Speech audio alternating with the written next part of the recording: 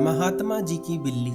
एक बार एक महात्मा जी अपने कुछ शिष्यों के साथ जंगल में आश्रम बनाकर रहते थे। एक दिन कहीं से एक बिल्ली का बच्चा रास्ता भटककर आश्रम में आ गया। महात्मा जी ने उस भूखे प्यासे बिल्ली के बच्चे को दूध रोटी खिलाया। वह बच्चा वहीं आश्रम में रहकर पलने लगा। लेकिन उसके आने के बाद महात्मा जी को एक समस्या उत्पन्न हो गई कि जब वह सायं ध्यान में बैठते तो वह बच्चा कभी उनकी गोद में चढ़ जाता, कभी कंधे या सिर पर बैठ जाता। तो महात्मा जी ने अपने एक शिष्य को बुलवाकर कहा, देखो, मैं जब सायं ध्यान पर बैठूं उससे पूर्व तुम इस बच्चे को दूर एक पेड़ से बांध आया करो। अब तो ये नियम हो गया। महात्मा जी के ध्यान पर बैठने से पूर्व वह बिल्ली का बच्चा पेड़ से बांधा जाने लगा। एक दिन महात्मा जी की मृत्यु हो गई तो उनका एक प्रिय काबिल शिष्य उनकी गद्दी पर बैठा। वह भी जब ध्यान पर बैठता तो उससे पूर्व बिल्ली का बच्चा पेड़ पर बांधा जाता। फिर एक दिन तो अनर्थ हो गया। बहुत बड़ी समस्या आ खड़ी हुई कि बिल्ली ही खत्म हो गई। सारे शिष्यों की मीटिंग हुई। सबने विचार विमर्श किया कि बड़े महात्मा जी